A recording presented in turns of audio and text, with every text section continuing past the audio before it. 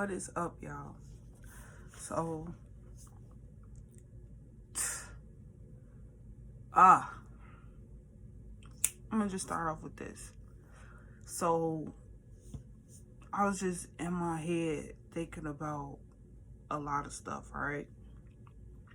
And this is one of the best intros I ever heard in a song.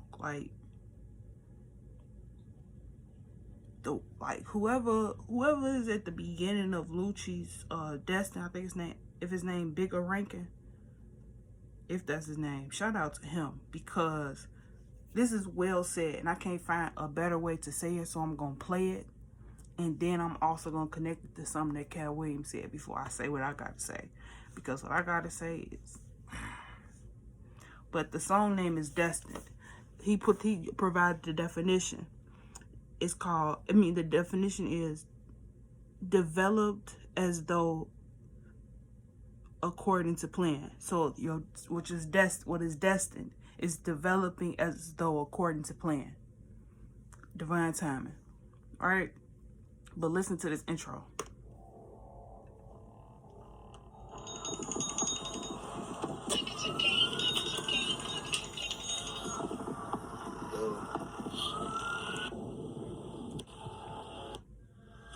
What the fuck is the money? Hey, I said, the fuck me? You see, it's two types of people in this world. Those that wish you well, and those that want well for you. See, the last time around, you niggas wish us well, while praying On our downfall. But we are destined for greatness. We are undefeated, undeniable, Unstoppable. Lucci is... It's time.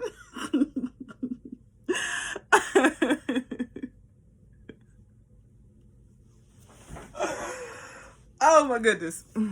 I love Lucci so much. Free my man's Lucci, for real. I need some music from that guy. I can't just keep going into the past because I need you now.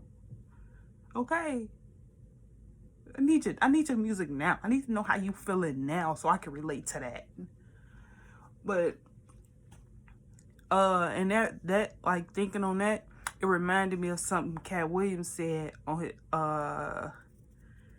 in Club Shay Shay. He said, "If you want me to speak more highly of you, then perhaps you should have treated me better. You don't get to narrate my story of my experiences with you." And that just spoke life into me, specifically because in the song it's a, oh my goodness. Those that wish you well. There's two types of people in this world. Those that wish you well and those that want well for you. Those that wish you well prey on your downfall. And that's what I've been learning about certain people in my life. I've been learning, me holding them at a high regard, me treating them with the utmost respect in the way in which I've been taught it. I've realized how I've been enabling that toxicity to stay present in my life because I never showed that person how to treat me. I just went along with it because you're an elder, because we supposed to do it this, because I was taught we supposed to do it this way. But if you're hurting me, I have to speak up. I can't just allow, that's like a woman allowing her husband to beat on her. If you keep, they say we've been taught to, as a woman, stick by your husband. But if your husband is making you feel like you're nothing and you're just his punching bag, you have to stand up for yourself. You have to show that person how to treat you. You can't just keep allowing a person to walk all over you. That's not fair to you. What type of life will you have if you even have a life at this point? It's like people don't understand how biting your tongue suppresses your power You have to be willing to speak up for yourself and say these things. And I'm not even just talking about people. I'm like just other people. I'm talking about us, me, you, whoever can relate. It ain't just about the other. Like your life do not have to revolve around other people. Do what brings you peace. Do what makes you happy. If it's not making you happy, then subtract it from your life. It doesn't matter who it is. It doesn't matter what it is. Like, for some reason, the song Brenda's Got a Baby is coming into my head. I'm finna look up the lyrics. Because don't get me wrong, I ain't saying do what Brenda did and throw your baby into the garbage. But if you know you can't raise that child, give it to someone who can. Pray, like just don't pray on that baby's downfall. Wish what we say, those that wish you well and those that want well for you.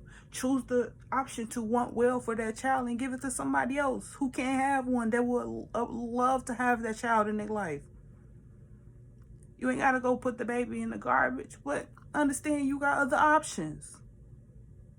Like, it ain't even about what you should, could have, would have, never did. Like, it ain't about that. It's about what you can do now. Like, stop, like, oh my goodness, it's so crazy. Let me look up these lyrics.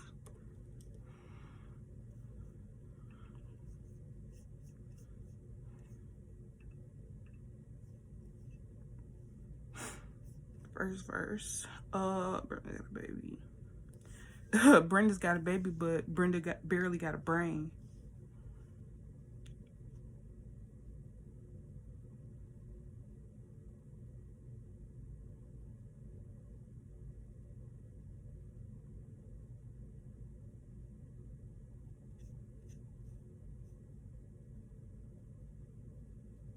Just because you're in the ghetto doesn't mean you can't grow. Oh, that's a thought, my own revelation. Do whatever it takes to resist the temptation. Brenda got herself a boyfriend. Her boyfriend was a cousin. Now let's watch the joy end.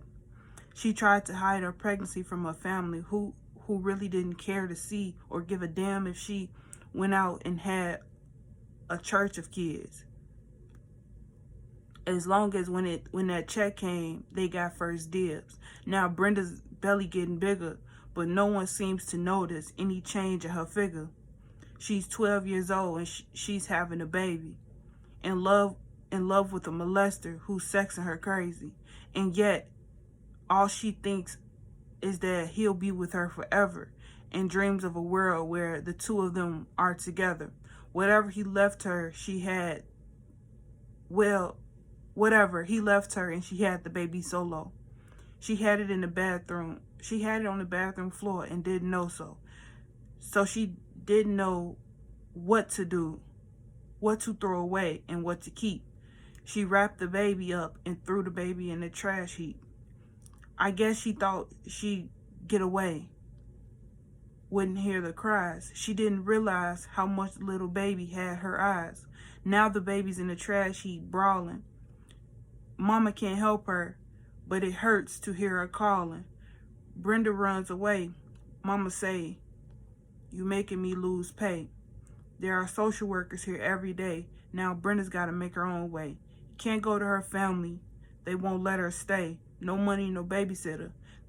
She couldn't keep a job. She tried to sell crack, but end up getting robbed.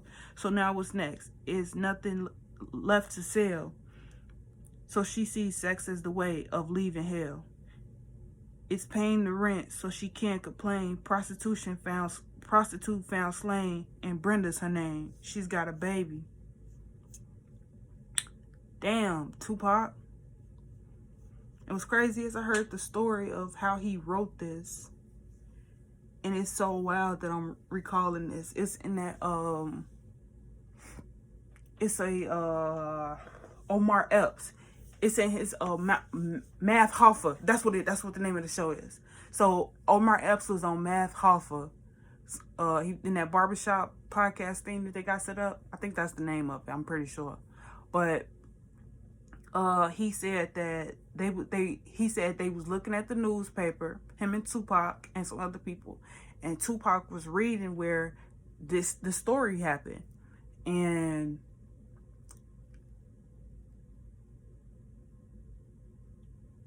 he wrote the song in the trailer while they were on break during this set of Juice, on the set of Juice. And it was so crazy how he described it. But that just opened my mind, because I didn't know the full, I heard the song, but I didn't know that's how the story went. And it's so profound. Like, it goes back to what I was saying. Some people wish you well, some people want well for you. And it's difficult when you can't see the lines. You can't see who wants well for you and who actually just preying on your downfall. Like, especially when it's so close to home. Because, like, in the story, she didn't know that man was preying on her downfall. That's her cousin that she had a baby by. And mind you, she 12. So it's like, what? How do you... And oh my goodness.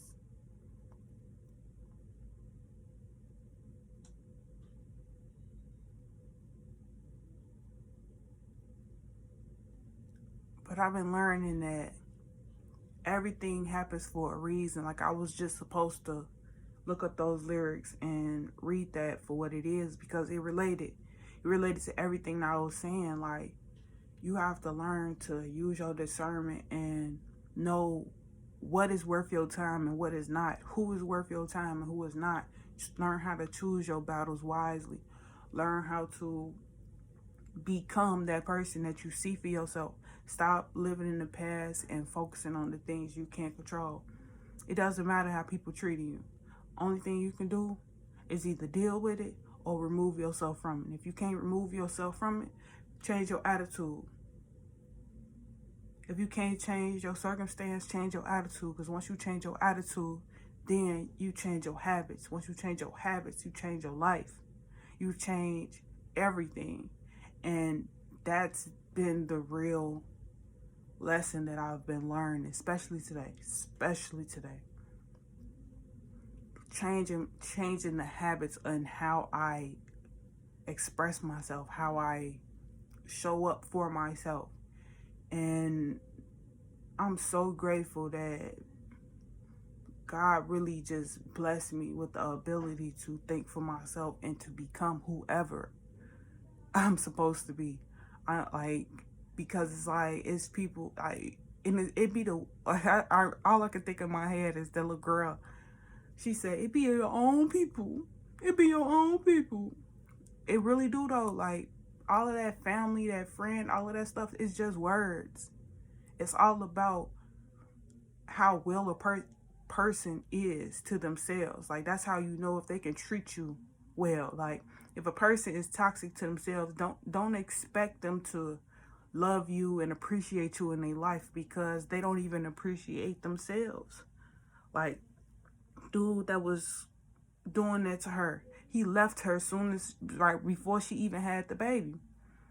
And she couldn't expect him to be all of that for her, because he wasn't even that to himself, that he did that to his little cousin and to his child. Like, and it's so wild, because it's like, you when you grow up in a world where toxicity is the easier choice, and people don't really know what it means to be positive, what it means to truly love people.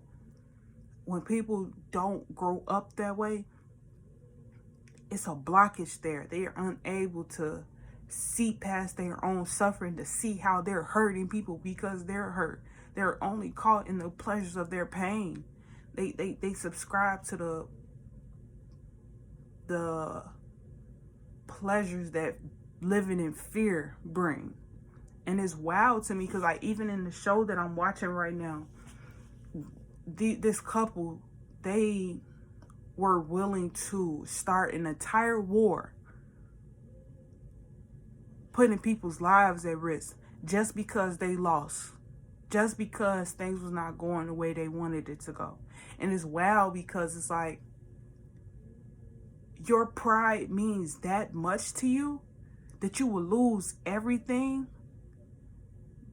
just to feel a matter of satisfaction that is intangible. Because the moment you grab a hold to what just happened, you realize what you did and who all suffer from it. So now that satisfaction ain't even satisfaction no more, because it became suffering, because now your karma kicking in. Now you realizing the seeds that you planted into the world, and you never really planted any seeds into the world. All you did was dig up the seeds that other people planted into this world and try to make it grow faster, when in reality you didn't help anybody. You're not helping. You're not doing what you're supposed to do. And it's so many things that's going in the world that looks like that like families and different, like it's wild. It's so wild. I'm finna post this video. I'm finna read this book, and I'm finna make another video, because something is calling me to do that, and that's what I'm finna do, because it helped me make sense of whatever just happened right now. So I ain't gonna keep you right here too much longer. And if you rocks with what I'm saying, check out my next video. Peace and love.